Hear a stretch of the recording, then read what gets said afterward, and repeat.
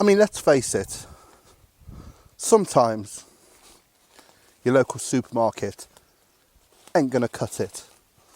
Just have a look at this beautiful wild garlic. I mean, it smells amazing in here. This is a triple whammy, this plant.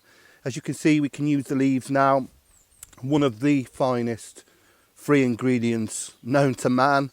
Also, when the flowers bloom, you can use those.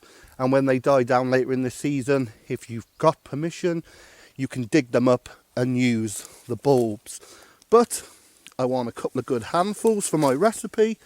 So, take what I need. I think that's enough. And leave the rest. It's just wonderful, this stuff. Wonderful. That's a beautiful plant. Look at that. Right, got my wild garlic, back to the kitchen.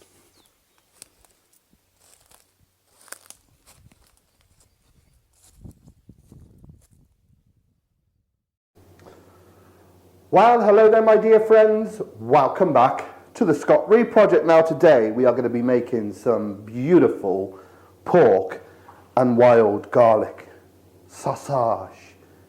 It really is a truly great free food, and as you saw at the start, there's tons of it down here on the farm, and it's only here for a couple of weeks, so you really must make use of it. It's just a great natural free ingredient. Now, I made a pork and wild garlic sausage video 5 years ago, actually 5 years ago, May 2014. I've tweaked it a little. And I want to show you the new recipe. It's just fantastic, this is. So, before we start, let's have a look at what we got. Again, it's all about the pork.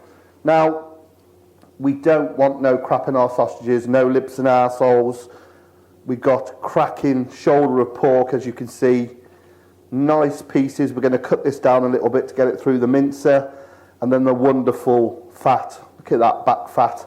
Got a bit of fatty belly pork. Now the pork, the ratio I'm looking for is about 70% lean, 30% fat. I've got 2.5 pounds of pork lean and a pound of pork fat. So next we move on to our seasoning. Like I said in the original video, there are so many good seasonings out there. Just get online and get yourself a pack. Of course, by all means, experiment with your own seasonings, but if you get a good one, you'll really notice a difference. It's all balanced for you. It's absolutely perfect. Of course, we've got our wild garlic. I don't know how much I'm putting in yet. We'll play that by ear. And then on to the binding agent. This is sausage making rusk. I have got 8 ounces. This is a yeastless rusk. If you can get this in the US or anywhere else, I will put a link in the description of my video how to make your own. And then I've got, yes, 8 ounces of cold water. Now the first thing we need to do is add that to our rusk. Now rusk, it's a clever little thing. It can take 3 times its weight in water. It's a binding agent, but the trick with this is it holds on to all that moisture. So we've put 8 ounces into 8 ounces, so we can check if that's a little bit too dry. But what it will do is we've got to leave a little bit of space so we don't lose all that juiciness of the sausage, so it will retain some of that fat, giving us a good texture and a good content of fat, which it's all about fat, sausage making. And I know you can see these 90% lean, but without the fat, you haven't got the taste, you haven't got the texture. Trust me on that. So all we need to do then is we've added that. I'm going to put that on chill. Sausage making again, without sounding like I'm repeating myself, it's about temperature. Everything needs to be super, super cold. So don't take your meat out of the fridge before you're going to do it. So everything stays at a good temperature, purely because, especially with a mincer, if you've got a big mincer, if it's mincing big quantities, the worm starts to eat up, and that's how you turn your fat into that mush. If any of you have made your own sausages before, and you notice it comes out a bit pasty, a bit like a pate, that is the reason why it needs to be ice cold. So I'm just cutting this pork down a little bit more. There's a old school sausage maker wrote a book years ago, and he was saying how even putting your meat through the mincer is important. Don't put it through into too big a chunks, nice little chunks. Don't stress the mincer. Going back to that, if you stress the mincer, it heats up. I mean, these are all great old tips which you don't hear about anymore. Also, I just want to mention, when you're adding your seasoning, that the fat does not take seasoning. It will not go in. So what I'm going to do is I'm going to put my lean meat through first, season it up, and then I'm going to mince the fat on top of it.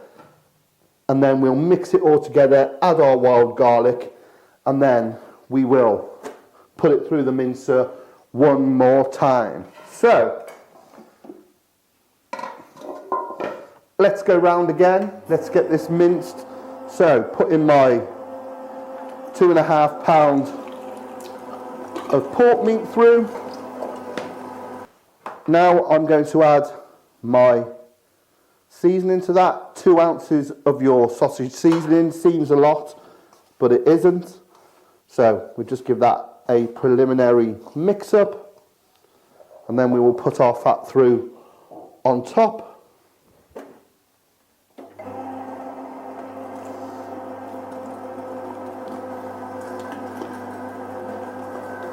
So there's our lovely fat.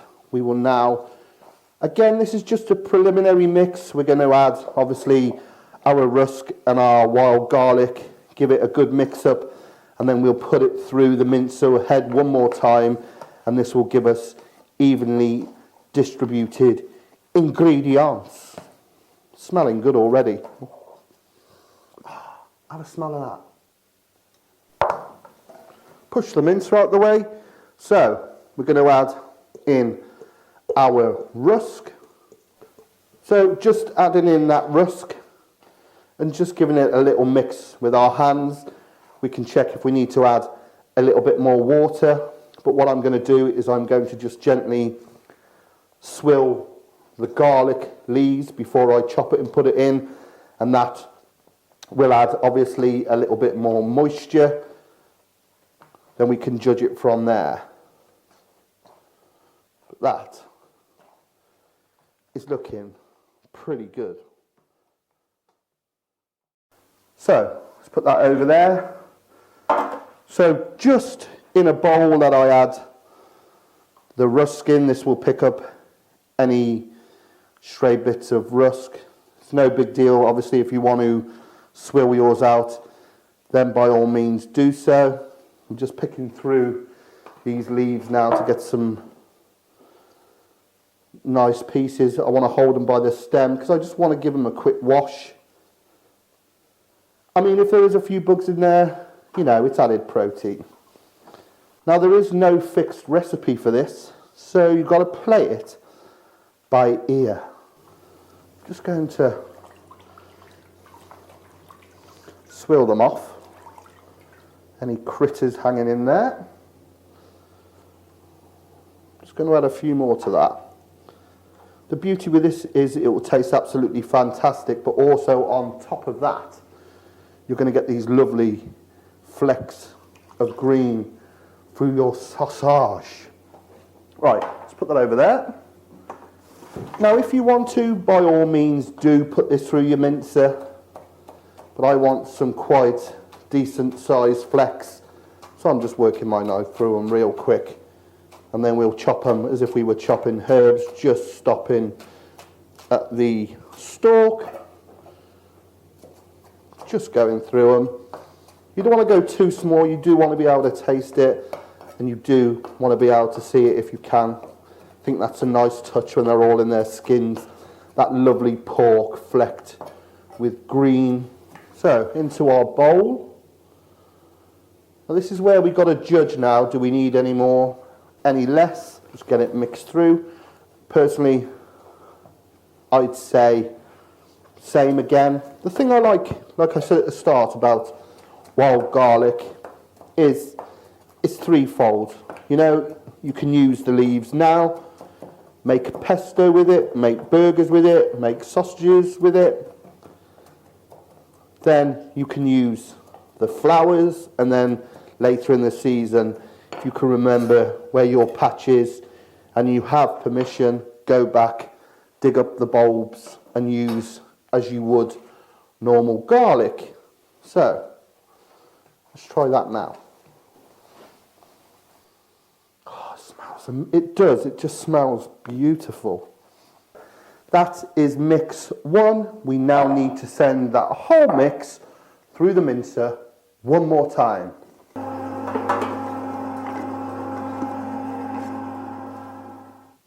Okay then, so there's our mix.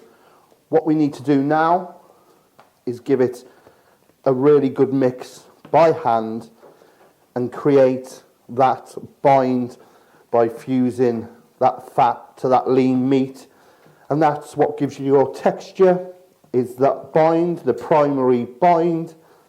That's when you bite into a nice sausage. Ooh, missus. You get that lovely snap and that texture, and it's all to do with the mixing. So give it a good old mix. But smells amazing, looks amazing. Look at that. So we're just checking that mix now. Might just add a spot more water, only a touch, then just give it that final good mix in. And you'll know when you've got a good mix. I'll show you in a minute. The trick, it feels good, is when you can lift up a bit like that and it sticks to your fingers. That is a good bind. So we will get that into the sausage stuffer. Take a ball, and then what you want to do is absolutely slam it in, just covering that hole, just to get rid of any air, and then we just get our mix in nice and tight.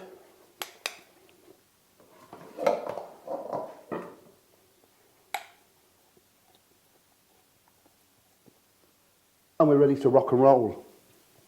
Okay then, for stuffing these, I am using natural casings. These are sheep's casings, so these will make the smaller chipolatas. Obviously you can get different sizes.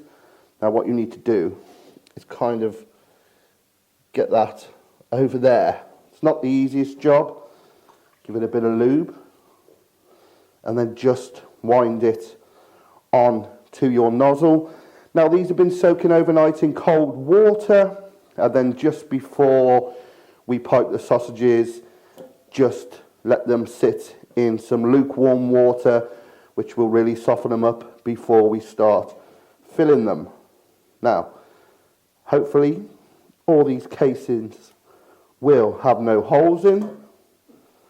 And the thing about sheep casing is, that's different from the hog's casing, the pork. Pig's casing is, these tear really easily. But I think there's a hole there, look. Hey, they say there's no holes in them. So just be really, really careful. I mean, by all means, pipe these into pig's intestines, pig's casings, but I do like these flavoured sausages to be a little bit smaller. So what I'm going to do is just completely go over the ends, and I'm just going to take the air out of the machine by winding in the mix until it's just starting to show. There, take the pressure off, then put my casing just over the end, shoving those up. I'm going to tie a knot in that casing there, and then we can pretty much go for it. Not filling these too tight, so nice and gentle as we go. So just taking your time then. Don't overfill them. Like I said, they break really easy. I've just had a break there. So just pretty much let it do its own thing, easing it out.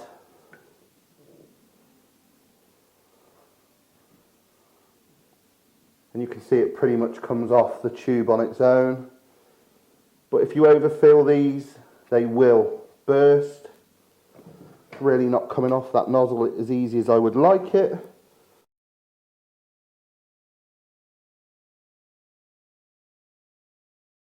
Right, let's tie them. How cool does that look? Can you see what I was saying? By just putting some bigger chunks in, we can see those lovely green flecks. There's that split I was on about. But what we need to do is to start tying it. So I'm just going to force that bit of mix just down a little bit before we start to tie these off.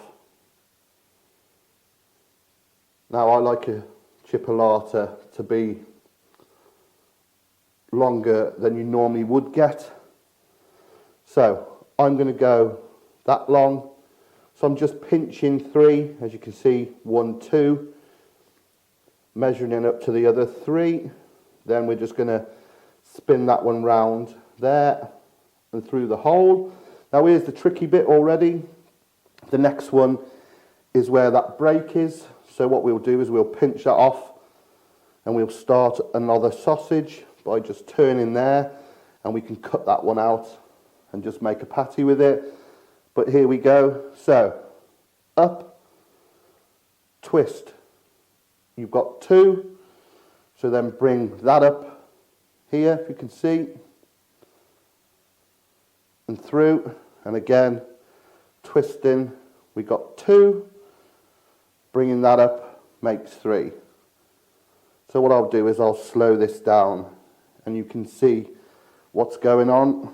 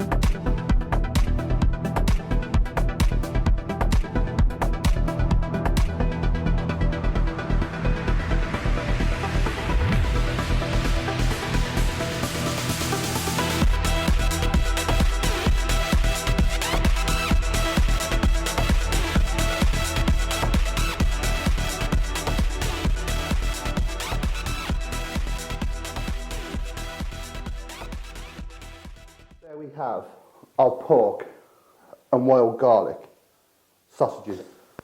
So what we need to do now then is get these in the fridge, get them on chill, get the air going around them, start to gently dry them out, and those skins will shrink around the meat and they will start to, what the old boys called, bloom and look absolutely superb. But aren't they gorgeous? Look at them. Right, I'm going to put those in the fridge. And then, in a short while, we will try some. So there you have it, my friends. How good do they look? Next time you see these, they will be in a pan and down my neck. Have a smell. Can you smell that wild garlic coming through the lens up into your nostrils? Beautiful.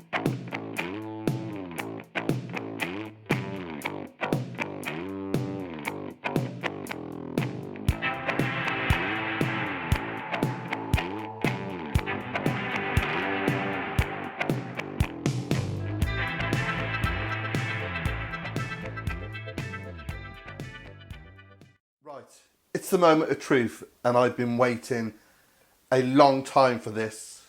Check out these absolute beauties. Look at them on this rather smart Merchant of Venison chopping board.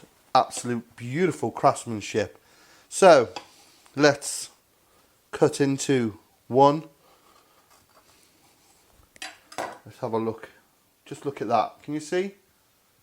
How good does that look? Eh? Oh, closer, closer. Right. They are just divine. You know, not overly garlicky, just nice, natural in the background. Oh man, I know what it needs. Bit of that. Bit of that. And a bit of that. Oh my God, that is a match made in heaven.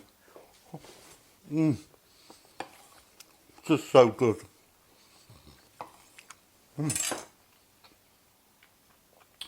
Pork, wild garlic, dipped in Coleman's. What's not to like? Okay then, so I want to wrap this up really quickly because I want to eat these while they're hot. If you've enjoyed what you've seen here today on the SRP, please click subscribe when my face comes up down here. Also check me out on my social media, 2 pages, Facebook, Scott Ree and the Scott Ree Project. On my Twitter, the Scott Ree Project. On my Instagram, you guessed it, at the Scott Ree Project. And please do, if you feel like helping the channel along, do check out my Patreon page. You'll see the icon up the top by the show bar. And until next time, really do make the most of this fantastic, I nearly said fantabulous, free foraged food. I mean, this is just awesome. And if you can't get sausage skins, just follow the recipe, make little patties, burgers. It'll be just as good. But until next time, I'm going to sit down and enjoy these. Take care, my friends. All the best.